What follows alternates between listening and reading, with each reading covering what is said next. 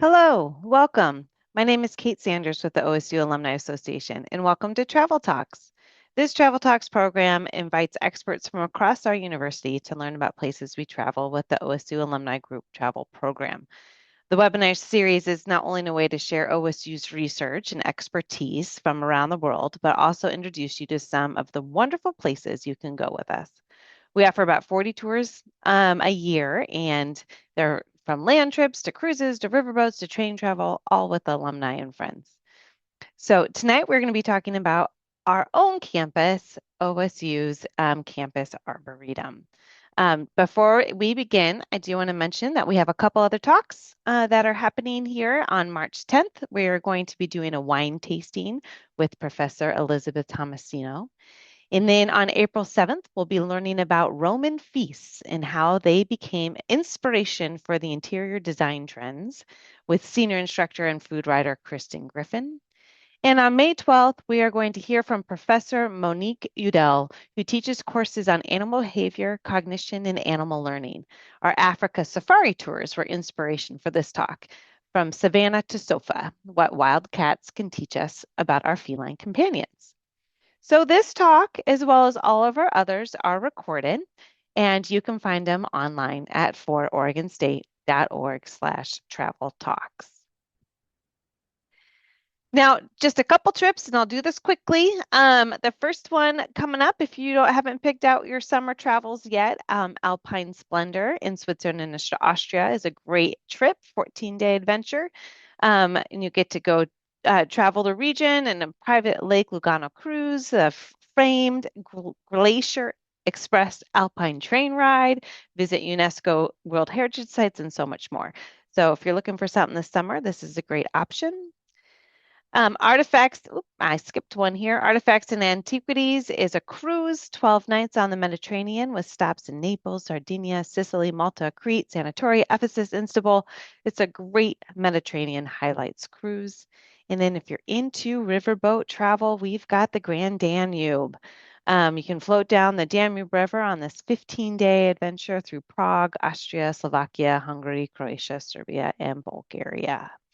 So, last advertisement is that the OSU Alumni Association memberships, if you are looking or thinking about becoming a member, you'll want to do it soon because March 1, we're raising our rates. So, February 28th is the deadline to get the current rates for membership. And then you'll have be able to join things like the Columbia shopping pass, as well as the Adidas employee shopping pass, and many of our other events with the association.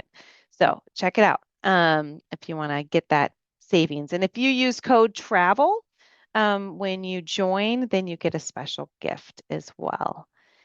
And so those are the last of my advertisements for this talk. So real quick, couple things. If you have any questions about today's talk with Dan, you're welcome to put them in Q&A or in the chat box. So all of our attendees do not have microphone or video access, but you are definitely welcome to add your comments and questions in chat and Q&A. And then I will do questions and answering at the end. So now tonight we've got Dan Blanchard, who's an OSU alum and OSU horticulture instructor and curator of the Living Plant Collection. And he is going to take us on a tour of OSU's Campus Arboretum, a 423-acre living museum with over 65,000 trees and woody plants, with regional importance. And yes, he knows every one of them. So during the talk, you'll hear background on how OSU came to have a campus arboretum, learn about iconic and significant species that enhance OSU's charm, as well as key specific species for the Pacific Northwest, and how the arboretum is being used for learning and recreation. So Dan, welcome. Hello, everyone. Thanks for joining this evening. Great. All right. Well, then I'm going to stop sharing my screen and have you take over. Fantastic. Thank you, Kate, for the introduction. Hopefully You're everyone can welcome. hear me okay.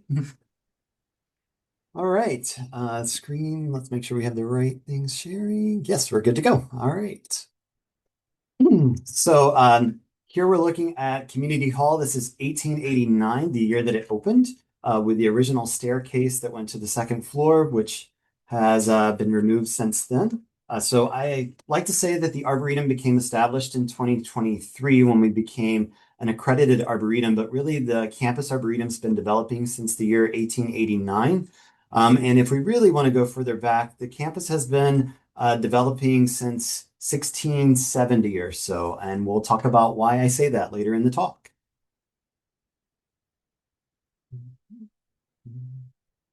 All right, so a little bit about what we're going to talk about tonight, a brief history of the OSU Campus Arboretum, an exploration of species around campus, the benefits of the OSU Campus Arboretum for education and recreation, some future objectives of the Arboretum, and then we'll conclude for the evening with some Q&A. All right, so here we're looking at campus in the year 1905. This is when the elm walk was planted, and you can see these young elms here. Keep this picture in mind because I'm going to show you it a little bit later, and I'll talk more about the history of what became of the elm walk and why. I will say the Olmsted Report of 1909 told us to cut down the elm walk. It only had been planted about 4 years at the time, but the Olmsted brothers thought that Community Hall, which at the time would have been College on the Hills, what they called it, would have been hidden from the downtown train depot when people came into town, so they'd no longer be able to see the historic building. But we ignored them, and we still have this elm walk today. So the campus really did not move to its permanent location here until the year 1888-89 when Community Hall opened. Prior to that, it served as the campus farm from 1871 to 1888.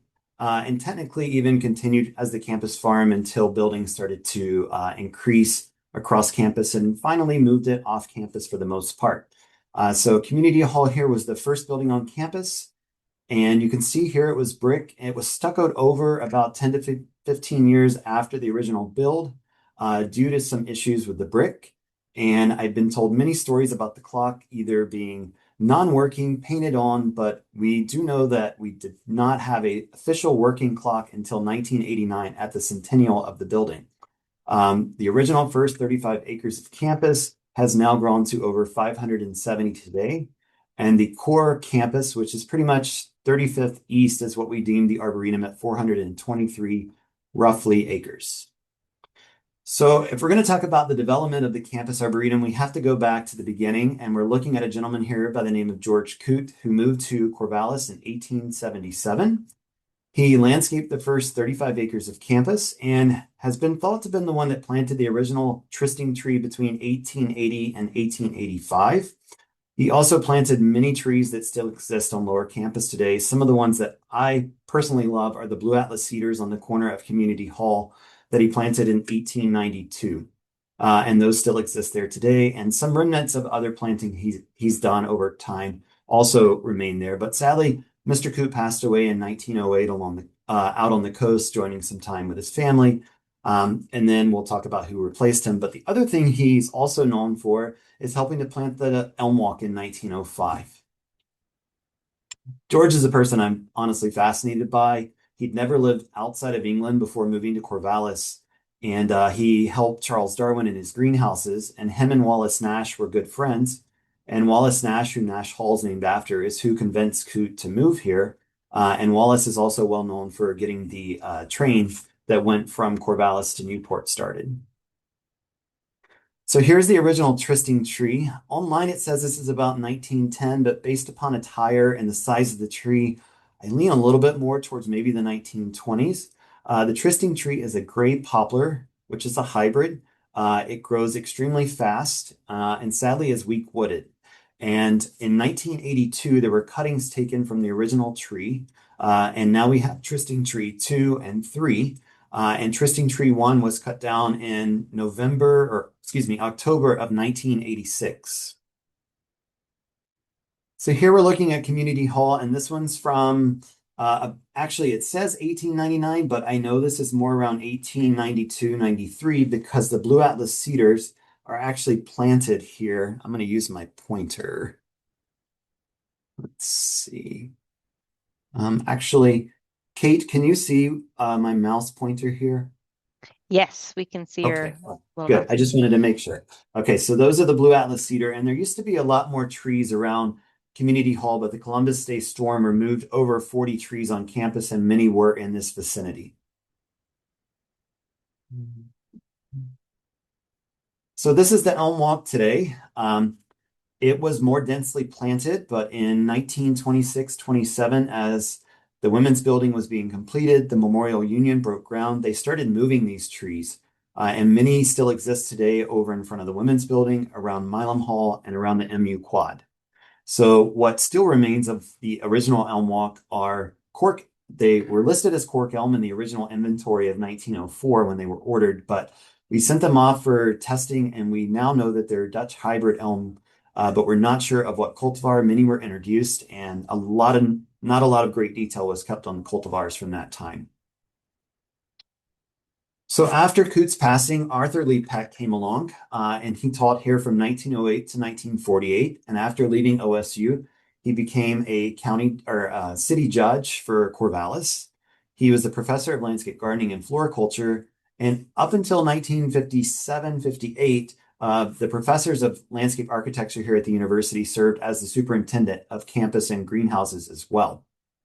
He drew the map that accompanied our Olmsted report, but I think most notably, other than the Olmsted report map, is that he planted in 1938 over about 300 rhododendrons in front of the MU of 29 different varieties. And another interesting person who I had the pleasure of getting an email from his granddaughter, who's an alum who went here from 1957 to 1961. And Professor Peck passed away in 1961. So in 1926, we had a revision done to our original Olmsted report by A.D. Taylor of Cincinnati, Ohio, who actually was a classmate of Arthur Lee Peck's. And I love the quote that they have of A.D. Taylor here that says, "With the necessary tree and shrub plantings, this campus may easily become, within the next 10 or 20 years, one of the most beautiful and interesting campuses in this country." So this was pre-Great Depression. And so in 1946, there was a revision done to this, which I'll show you here shortly.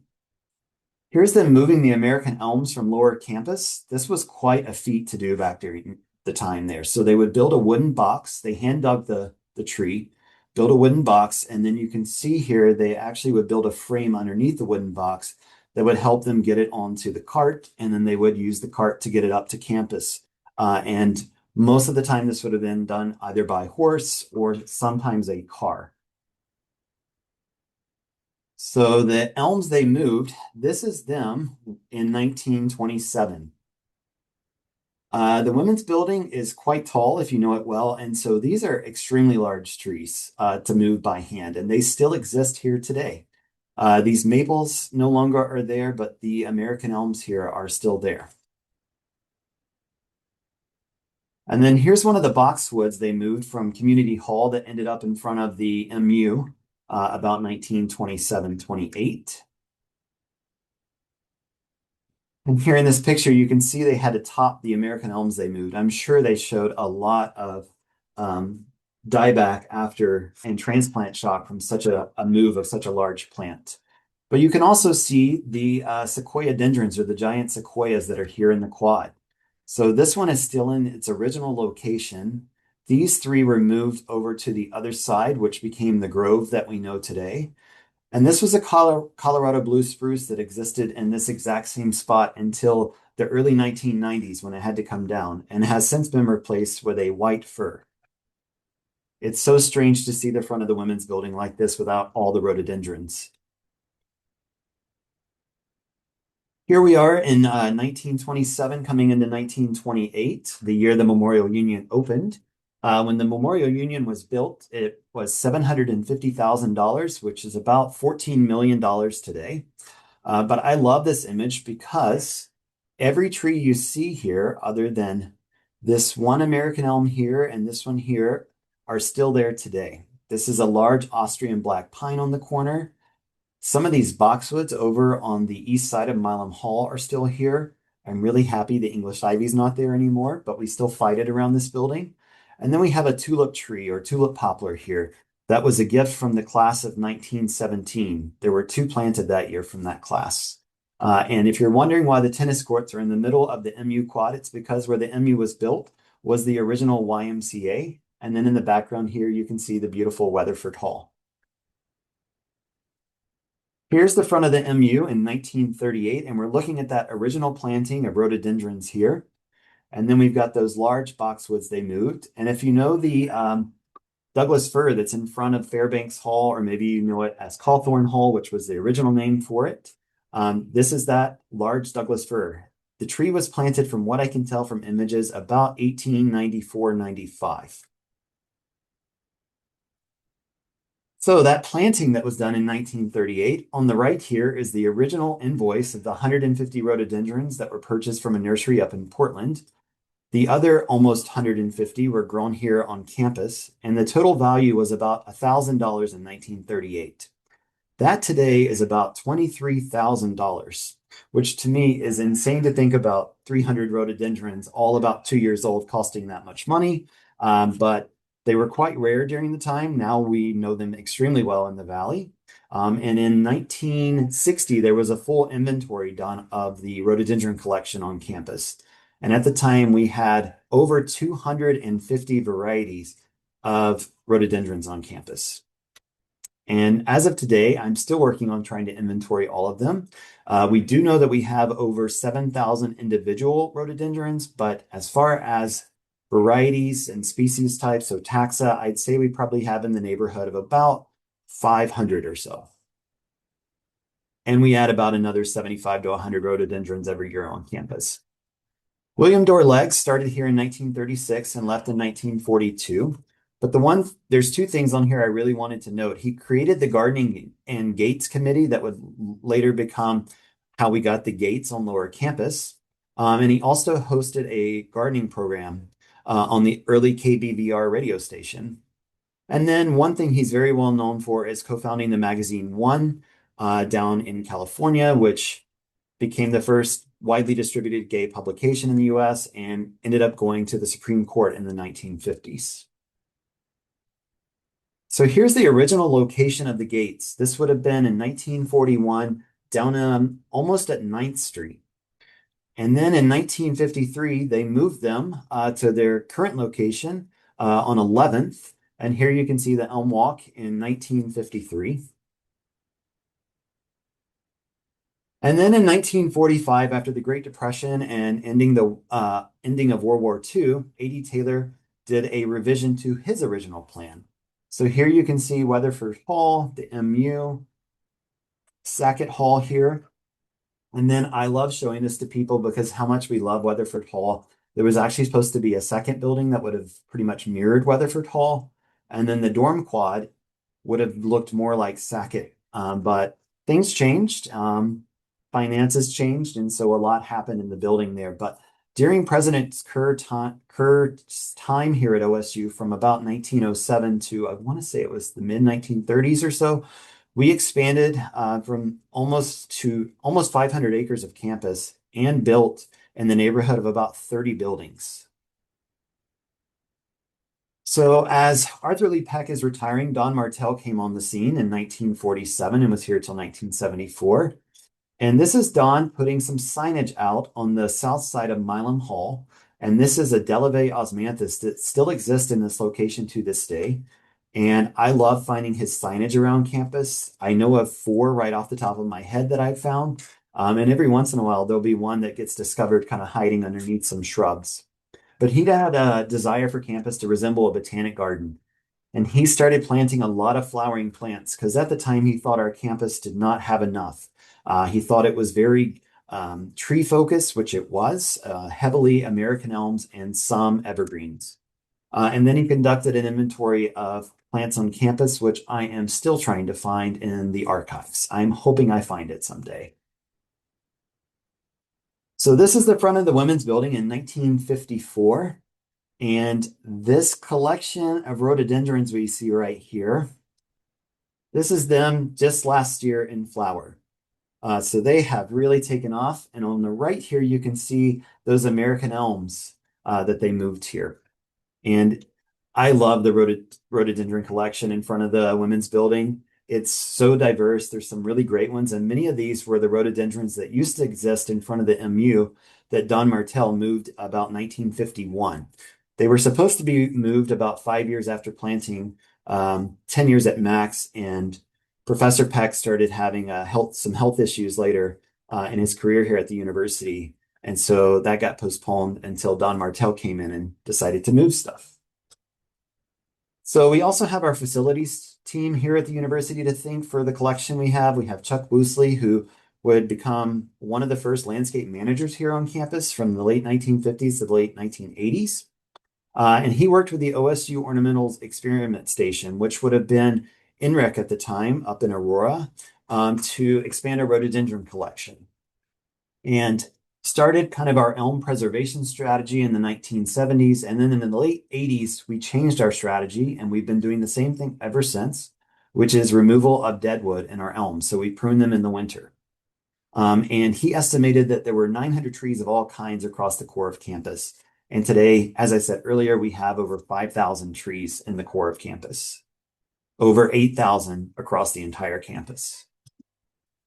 And then we have some supervisors that came after Woosley, Jim Miller, Joe Majeski, Bill Koslow, Todd Cross, Brian Kreff, and Jeff Leggett. So our teams here on campus are split up into two. We have facilities landscape and then our university housing and dining landscape services.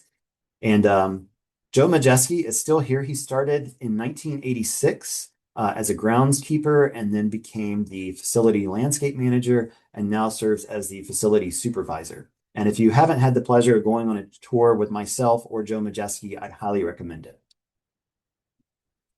So our rhododendron collection, we really have from about 1959 to 1995, this gentleman to thank, Bob Tickner, who worked up at INREC. And he introduced quite a few rhododendrons and pyrus, and you can see him working on pyrus here in the corner and rhododendrons over here.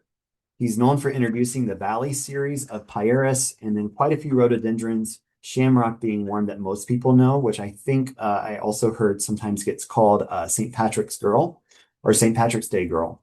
But this gentleman introduced a lot, and many of what he worked on were not maybe good enough to go into the trade, or they weren't distinct enough. So they got planted on campus, and that's how we ended up with the massive collection we have today.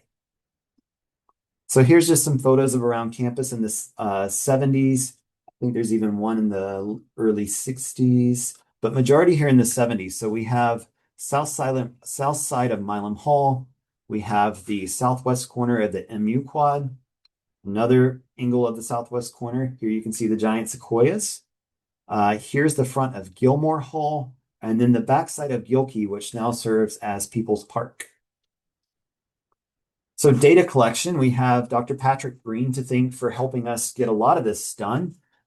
So he developed the OSU Landscape Plants website, which is a wonderful resource. And he also developed the Know Your Trees, a tour of trees in Corvallis. So this is a brochure. There's also a PDF that you can pick up. And I'm in the process of creating a digital version of this because the city no longer has the funds to print this.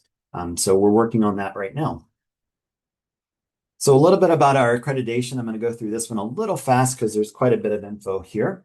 But here's our mission statement. So we support the land grant mission, curate a diverse collection of woody plants, maintain the character of OSU's historic campus as it grows and develops, which also supports us being a National Historic District since 2008. And it increases our public engagement through education and outreach, which also partners with our extension. So ArbNet is a program based out of the Morton Arboretum, which is the Morton family. So think of the salt company. So this program started in 2011 and has really grown. When we joined in 2023, there were only 184 Arboreta, and we ended up, I think, around 188, 189. And so in the last two years and a couple of months, they've added over 60 new gardens to that, which is just incredible. But this is an international program, the only one of its kind, and we are working towards getting to level 3. So this is really just a big collaborative network. We share data, we share seed and plant material a lot of times. We focus a lot on conservation. And then, of course, we're advancing the planting, study, and conservation of trees. So these are their 4 levels. The information you see on the right are the requirements for level 2, which is where we're at right now. And the hope is by 2033 to increase up to level 3. One of the main things is we want to get more of our data collected, and also we need to add at least 400 more signs across campus, which we're in the works of doing. So here's our signage. So these are installed using stainless steel screws with a spring on the backside. If you scan this QR code, it's going to take you to this page. So we're connecting the OSU Landscape Plants website that Dr. Breen developed with the information we're putting out for everyone in the field to also see. And then we're recording everything using ArcGIS. So this is the public map at the moment, but there's exciting things coming because I'm currently working on inventorying all the trees. So there's just a little bit more to go before everything on here will become public, and hopefully the next 3 to 6 months if time works in my favor.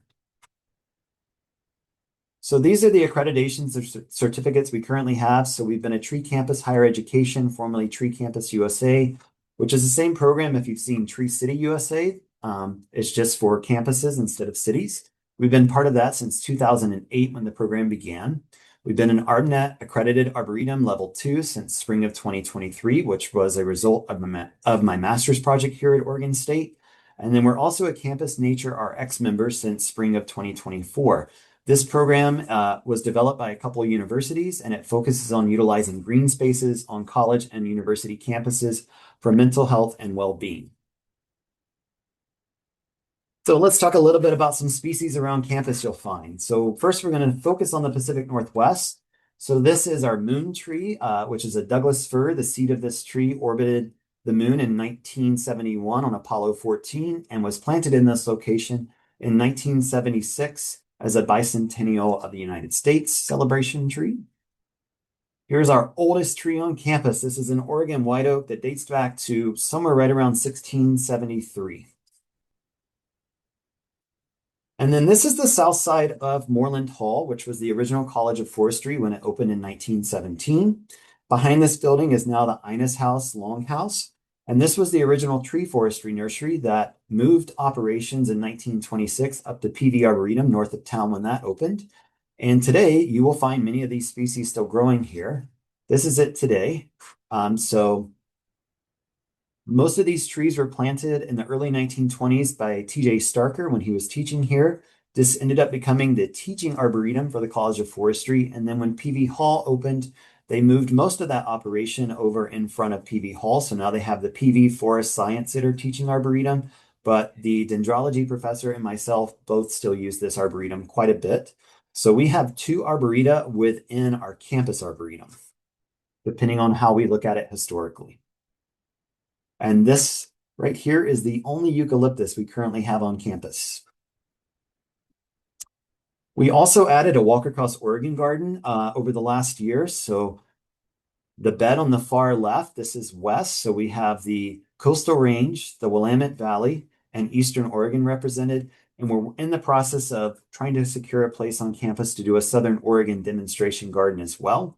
But this is all native plants. There are 3 cultivars you'll find in here. We have a yellow moonshine yarrow. We have the species type yarrow up front. And then there's 2 dwarf conifers here in the Western Oregon bed, or excuse me, in the coastal range bed.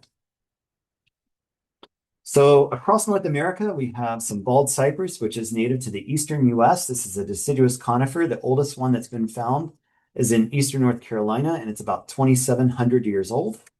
We also have big leaf magnolia here, which has the largest simple leaf and largest flower of any North American species. These flowers on average are about 12 to 14 inches across, and the leaves can be anywhere from 2 to 3 foot long. The bottom left here, we have a southwestern oak, which is called silverleaf oak that you'll find in the Southwest and northern Mexico.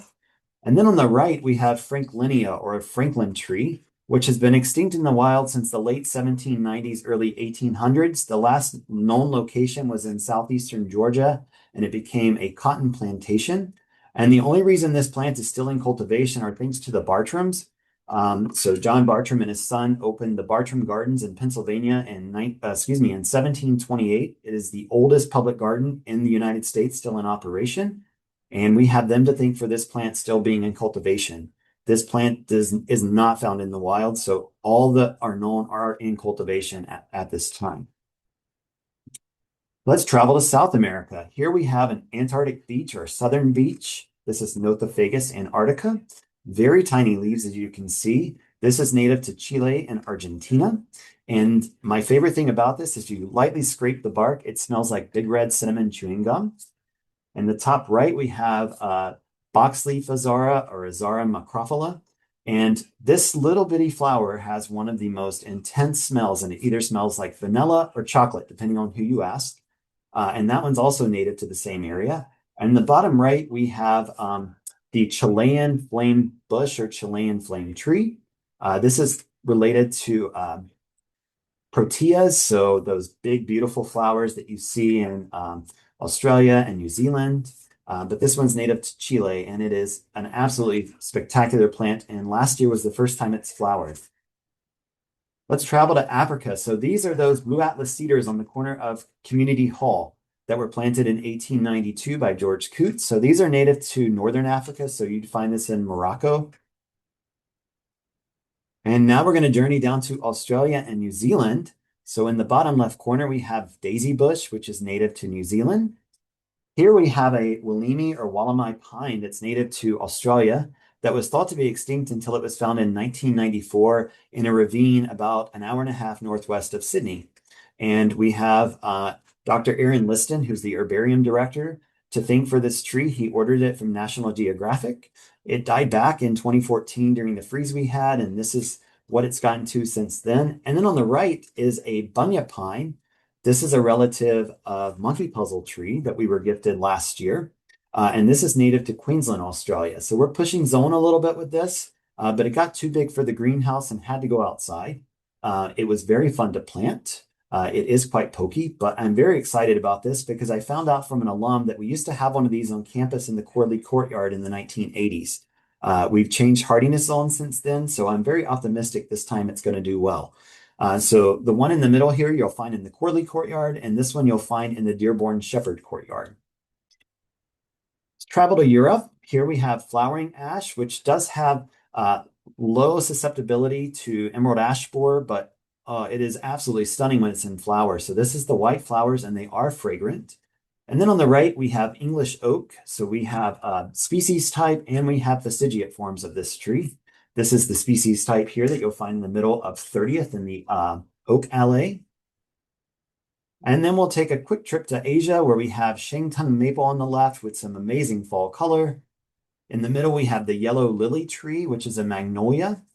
This is quite rare in the States, very fragrant flower. I'd highly recommend checking this one out when it's in flower, which is usually around April.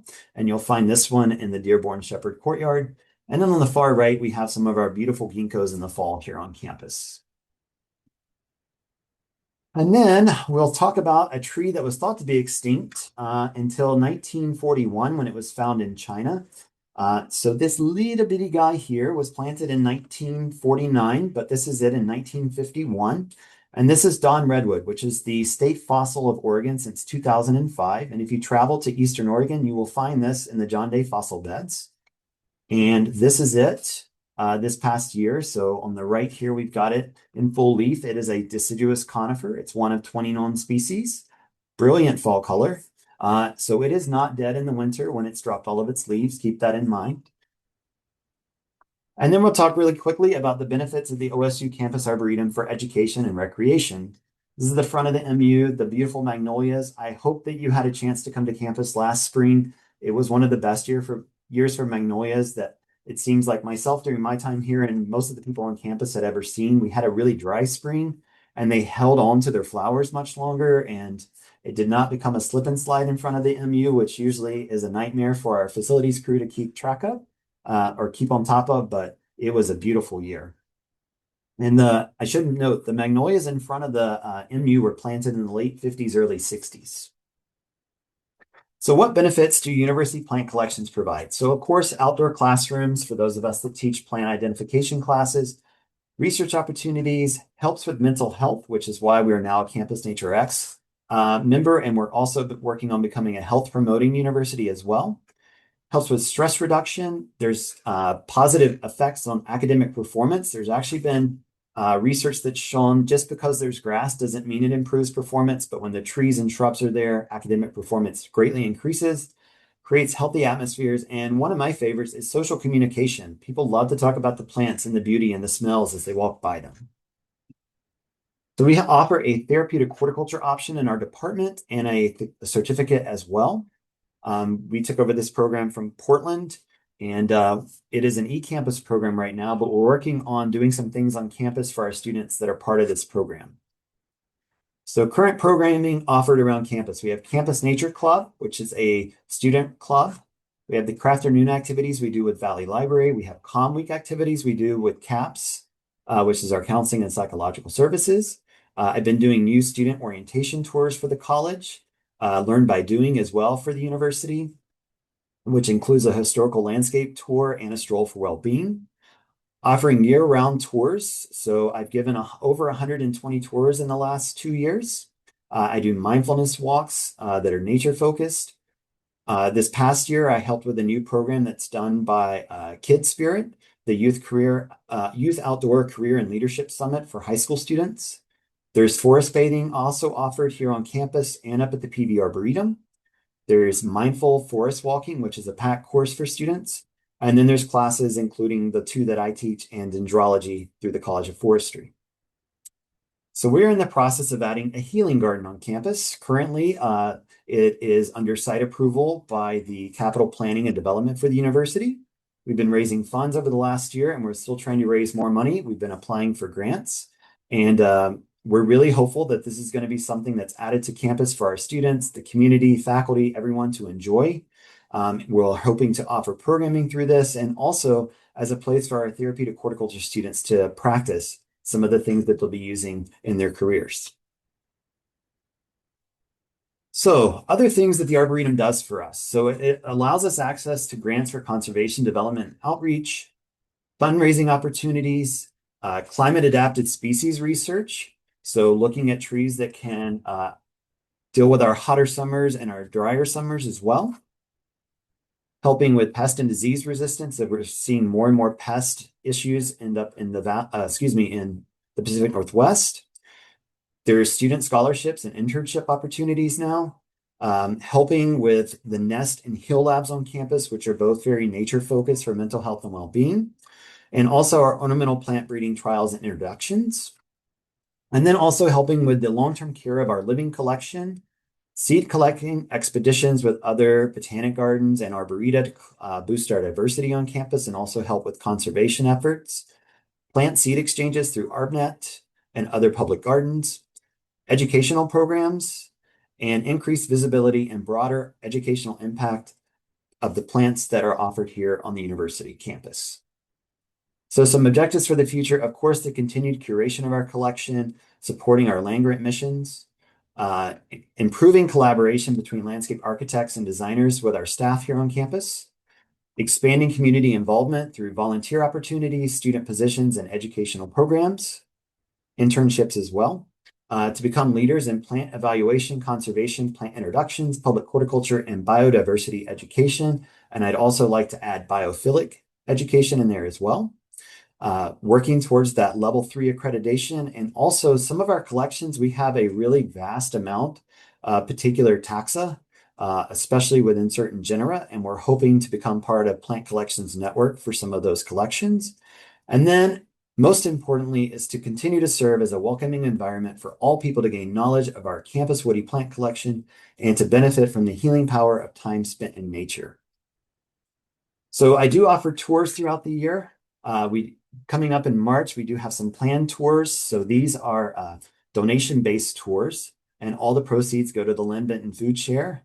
Over the past 2 years in the month of March, I've done these tours. The first 2 years were 3. This year, I decided to add 5 tours, but we've raised over $1,000 total over the last 2 years for the food drive, and we're hoping to break our we'd like to break at least 600 this year because the past 2 years we've averaged in the 500 range. I do tours also for spring and fall family weekend, different clubs and classes here on campus, new student orientation. As I mentioned, we do Arbor Day events and we're working on other Arboretum events now. And then you can always request a tour on our website. Oh, and I should mention the Arboretum is also going to be part of Damn Proud Day this year on April 29th, so keep that in mind. And then we're celebrating a huge birthday this year. So our giant sequoias in the MU Quad are celebrating their 100th birthday. This is them in 1934 on the south side of Milam Hall here. This is them just a couple days ago when I took this picture. And so keep an eye out. We are going to have a birthday celebration and everyone is invited. We're looking at hosting this in May, but more information will be out soon. So thank you for your time. If you'd like to get in touch with me, you're welcome to send me an email here. Check out our website for more information and to request a tour. And then you also can follow us on Instagram for upcoming events. This Thank is you so much for your time. wonderful. What a great presentation. Thank you so much. This is great. We have a few questions, which I'm not surprised. This is awesome. But I have a first one. As people start typing their questions, we have a few in Q&A, but keep on adding your questions to Q&A or to chat and we will get to all of them. With your presentation, the rhododendron. So why do you think it was the rhododendron that first came here, that specific species of plant? So there was a little bit of research that started earlier. So I know that Arthur Peck moved here from the East Coast where rhododendrons are native. I mean, we have a few natives here, but there are a lot more on the East Coast. So I think that was part of the inspiration. They're also do really well here. They handle our weather well. There's a lot of hybridizing that's been done. And the valley, like if we go back and look at nursery records, the valley was growing a ton of rhododendrons at the time and Oh, introducing new stuff. And I mean the inventory we had in 1960 is just incredible to see some of the stuff yeah. that's there. And there's a lot of them that have stuck around, and sadly some we've lost. We do have azalea lacebug on campus. It's more aesthetic than anything, but we've been trying to replace when we lose some of the older rhododendrons with new species, new cultivars, and also one thing is the more endomentum, so the fuzziness they have on the back of the leaf, the less susceptible they are to azalea lacebug. And so those Mhm. tend to survive a lot better. My favorite are Mm, some of the yellows. And so it always bums mm. me when they get azalea lacebug because the leaves turn yellow and then you can't see the flowers and it all just blends Oh, together. oh man. That's great. Well, and it was a flowering plant, and that's what the Yeah, goal was, right? Yes, to have more flowering plants on campus. So one of our listeners was wondering, how do you protect and how does campus protect the elms from Dutch elm disease? great question. I'm going to tell you something that actually happened a few years ago. Central Park, just east of campus, the city had to remove a American elm that had it. Mm, And I was worried because of the time of the year they removed it. They removed it in late summer when mm, the pest is active that spreads the disease. And so luckily we haven't had a problem with it. One thing they did in the 1970s is they removed every other tree and planted a maple between them in case they lost them. And so if you walk around campus, you'll notice that a lot, especially on the older side of campus. Any new ones we plant are resistant or have shown resistance. The elm walk is is a Dutch elm hybrid, which is known to have some resistance. We've lost one of those trees a couple years ago, but it actually was due to weather. It wasn't due to a pest. mm. It shifted and we tried to do some reduction cuts to upright it, and it just wasn't enough. So Dutch elm really hasn't been a huge problem on campus. And in the late 80s, when we changed to deadwood pruning, what that means is we go out in the winter and earlier in the year, we'll go through and flag the trees, which branches need to be removed. And then we come back in winter. I shouldn't say we, it's facilities, but they come back in winter and do all this pruning. And sometimes you'll notice them up there and you're thinking, why are you removing such little branches? But those little branches that are dead are a way that the pest gets in. And so we're trying to eliminate that. Got it. Great. So we're Okay. very particular about when we prune. We have someone here.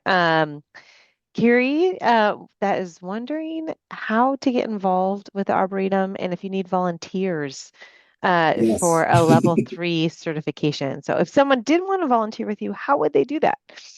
Just send me an email. I do have kind of a generic form that I've created to kind of find out where your interests are and what you'd like to help with. And then we'll go from there. Great. I've been a little hesitant to start a volunteer program, a full one, because I am doing all this by myself. But I'm doing a little bit at a time and bringing more people on. So yes, please feel free to reach out. Wonderful. And we'll include that information in our follow-up email with the link to the recording of the talk too, which will probably come out on Monday. So you can look for it then if you don't want to look up his email address right now. And then also, Stephen was wondering if you'd want to emphasize the connection, the history of the Olmsted, back to Frederick Law Olmsted and his contributions. Sure. I have a lot of history and I really Yeah. shortened it for this talk. I've been asked to write a book if I can find the time. So the Olmsted Report was done actually by the son and technically the nephew, but Frederick actually adopted his nephew. Um, and so they were out here in 1909 helping with the Seattle World's Fair exposition and doing some design work up there. And President Kerr invited them to come down. And they came down, I want to say it was around April, May. And then we got our report in October. And then we did not have an accompanying map, which is why Professor Peck drew the map that accompanied based upon what was in there. It's incredible to read though, because there was it's not as much focus on the plants as you would think. It was very much about the buildings. And the couple things I had mentioned, they mentioned cutting down the elm walk. The other thing they actually mentioned was no plantings around the base of buildings. They were very against foundational Mm. plantings because it hid the architecture. Hmm. So we definitely ignored those. There's quite a bit in Oregon that's been designed by them. Another one that was designed by someone that worked for the firm was Elk Rock Garden, which was formerly the Elk Rock Garden at Bishop's Close in Portland. If you haven't been to that garden, you live in Oregon, go check it out. Or if you're visiting, it's a really great little garden.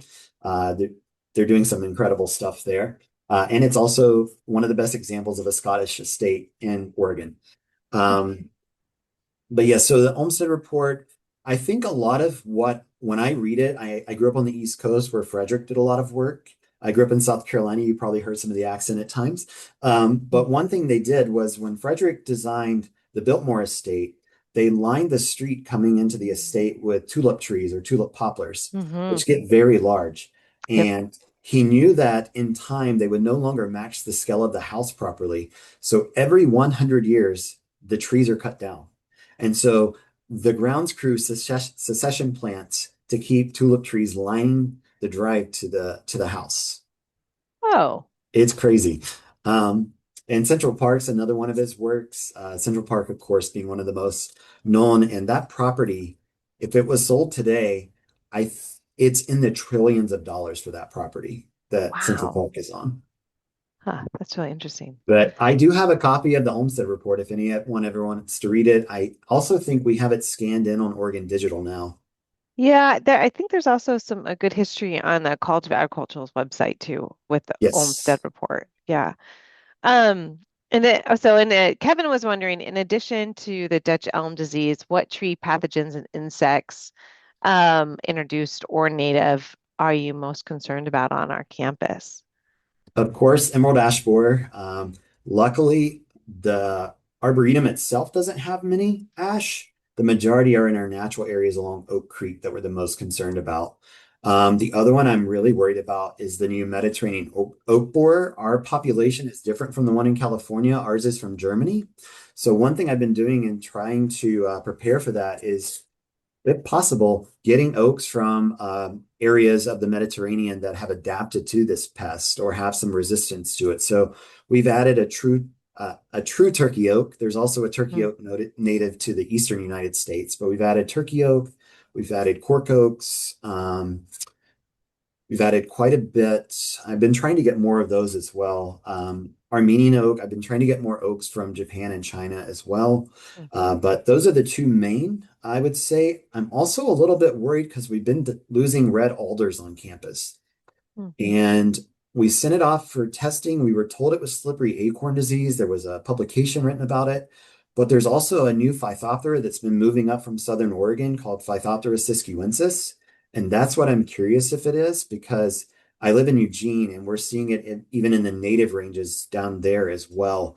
And I was hopeful that if we lose our ashes along our streams, that the ash, or excuse me, if we lose our ashes, that the alder would help and the willows would help. but now we're concerned about alder as well. Yeah, there's some scary things happening. And we're constantly out evaluating and scouting to hope that we're not going to end up with more. Yeah. Yeah. Well, yeah, that's right. Climate change and all kinds of things are causing. Yeah. Yeah. And well, Stephen just wants to say that he passed through the Elm Walk every day on his way to and from class, and it was awesome back in the 1980s and still is. So, thank And you I for will that, answer his Stephen. question. Patrick Breen is still active. He still runs the website. Mm. He's 86. I just passed him a while ago. He cycles around town every day, usually about 13 miles. Yeah, he's doing really well. That's great. And then, yeah, I would also love to know, Catherine wanted to know a little bit more about the oldest tree on campus, 1600s. Yeah, Yeah. so we used to have more. We have lost a few over the years. We have one outside. So the one that I showed the picture of is actually inside the horse fence down at Magruder. The one outside the fence, we lost a 36-inch branch off of this Oh. past year from a windstorm. We had them come out and inspect it, some arborists and our in-house arborist, and they decided that we could keep it, but we had to build a fence around it in Hmm. case for safety reasons, of course, and Yeah. liability. But the branch that broke, the coolest thing about it is when it broke off, there was actually an interior branch within that branch that a long time ago had broke off as well. Huh. And you can see that existing branch within the new branch. It was so cool to see. Oh, Um, that's really neat. but yeah, the one inside the fence, from what I've been told and what the city of Corvallis historic information has, that one dates back to what they think is about 1673. Hmm. Um, there was the grove that's down there that we think is around about 200 years old. Hmm. I do know that we have some at the equestrian center, just what would that be? West of I'm campus. I'm Um, 53rd. yeah, there's some up on the ridge there that are 150, 200 years old up there as well. Oh, okay. Um, but yeah, they know the age because they've had a few fall over the years and kind of based the average around them. And I think someone did some dendrochronology work on them as well. There's a Don Redwood in the old Moreland Arboretum area behind Moreland Hall that I actually want to have tested because it's super, super tall. And I do know that one was planted there in the 40s with the original. We were given three from Ralph Cheney in 1949. And the one down on the slope is still the original. The one there and the one up at PV Arboretum, I was told both died. Hmm. But I don't believe that because the one at PV Arboretum is just as large as this one. I know the ones in front of PV Hall were planted in the 70s from seed collected at the ones up at PV Arboretum. Hmm. But this one that's in the Moreland Arboretum, I mean, it is so tall that it doesn't have as large of a buttress base, but it's also very shaded where it's at. So I'm wondering if it's just conditions or if it was a seedling or a Hmm. replanting, maybe. Interesting.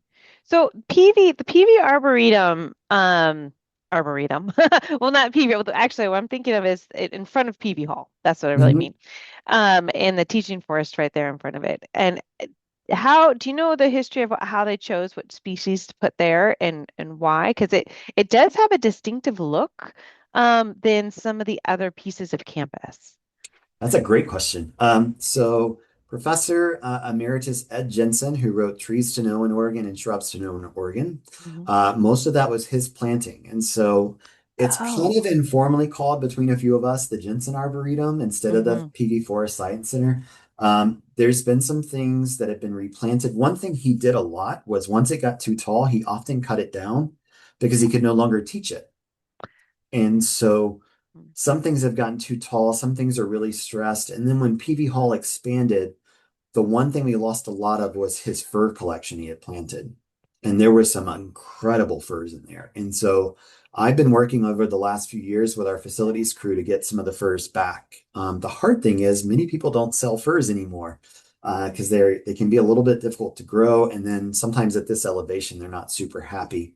And so we just got another Pacific silver fir. There is one over there, but it's so tall you can't teach it anymore. I've got some knob-cone pine I grew out at home that I'm going to bring in for them to plant there. They have one already, but most of what he had there was for teaching his dendrology classes.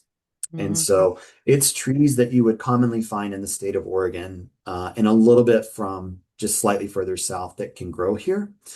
Um, Okay. and then one thing So I not added, necessarily completely native. They just do it's, well in the state. I would say, other than almost everything that's over there is native. Oh, And okay. when they redid the front of PV, that was the goal, was to make it more of a native garden. Hmm. And it required a lot more maintenance than they had the time to put into it. And so some areas got converted over to turf, sadly, but it was for the best because it was just all weeds at one point. The yarrow actually was struggling because of the weed competition in there, which is crazy to think because yarrow is such a tough plant. But there was a lot done there with that. But yeah, I've been trying to add stuff back in over there. I work with Don Anzinger, who teaches dendrology now, for that took it over when Ed retired.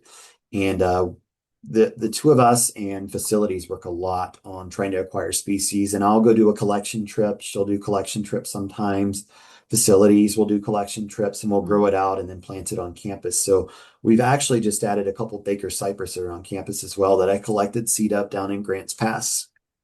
Oh, great, great. And then I'd see, Teresa, if you have a question, feel free to type it into chat to see if your hand raised. But because of a format we have, we aren't turning on microphones and cameras. But definitely please add your question into chat and Q&A, or you're always welcome to send emails too.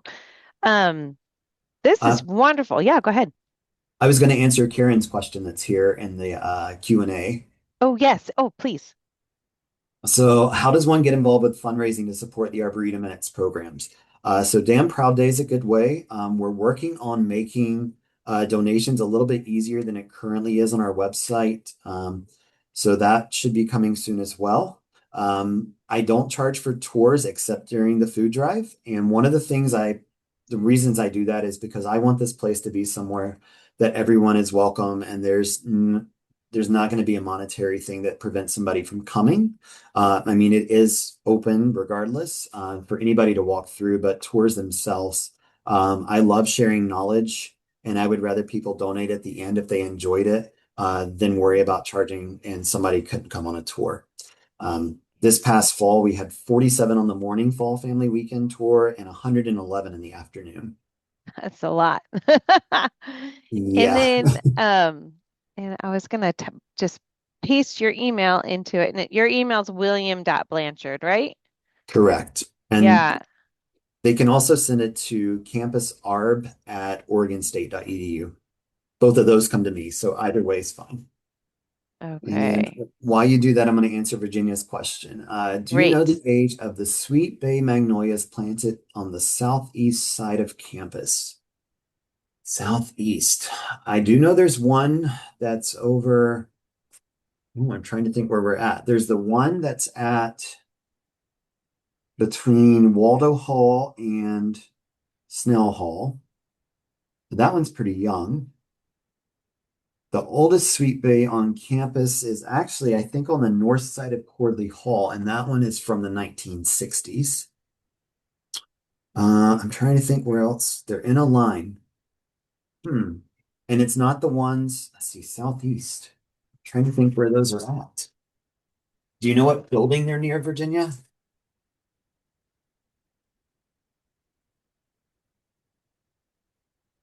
I'll give her a moment.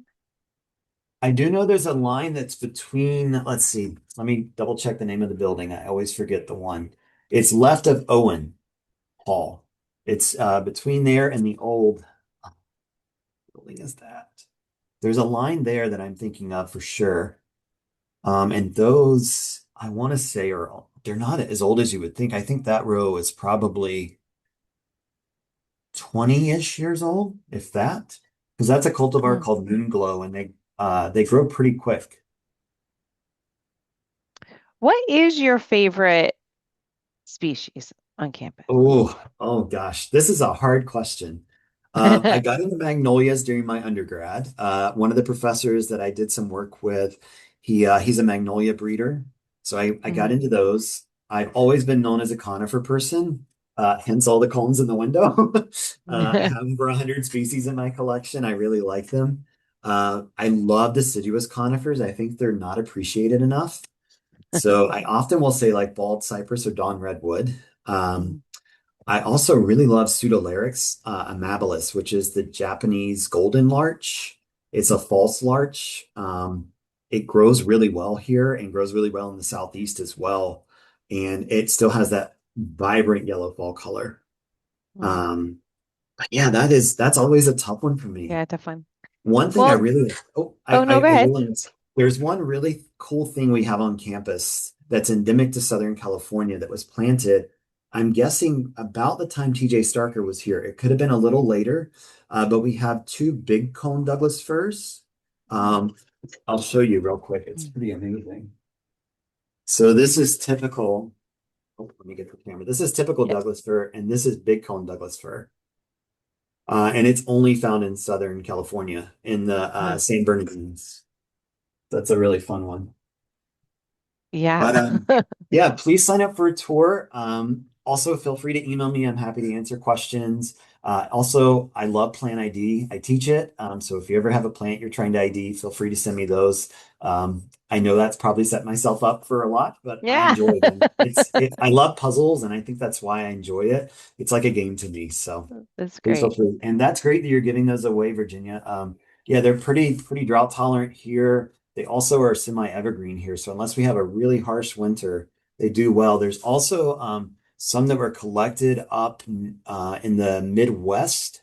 There was a gentleman that used to live in Michigan that sadly passed away a couple years ago, who did a lot of magnolia research up there. And he was actually able to grow a Virginiana and a grandiflora up in Michigan. Um, Mm. and so, yeah, I love magnolias. I could Some talk about harsh those all day. weather up there. Yeah. And one other place, if you're ever looking for things that are super cold hardy, North Dakota State's doing some awesome work on ornamental plants that are cold hardy because they're down in zone 3B, I want to say it Mhm. is, where the university's at there. They've been able to introduce like some hibiscus and stuff that's cold hardy there, Mm. which I'm just amazed by. Wow. But yeah, they're doing some great work there, and we're doing some great introductions here at OSU as well. And our zone recently changed. What are we now? So here in the valley, we didn't change much. We're technically 8B bordering on 9A. The up in Portland, I think, went to 9A in some areas. And then the coast, some of the coast jumped all the way up to 10. Wow. Big changes. Um, yeah, it's interesting how it's changing. Where I grew up in South Carolina, when I was a kid, we were 7A, and now they're 8A. Hmm. And probably not going to be long before 8B. That's interesting. Well, gosh, well, we're just after 6:30, so we Oh, should yeah. probably close it down. But thank you so very much for this talk. This was absolutely wonderful. And thank you everyone for all the conversations and the questions and the Q&A. I really, really appreciate that. So we'll follow up this conversation and with a recording of the talk as well as some links and information. Here probably on Monday. And then otherwise, you can find us online at fororegonstate.org/travel, and we'll be back for more travel talks soon in next month. So thank you all and have a good night. Thank you, Kate. Take care, Mm, everyone. Goodbye.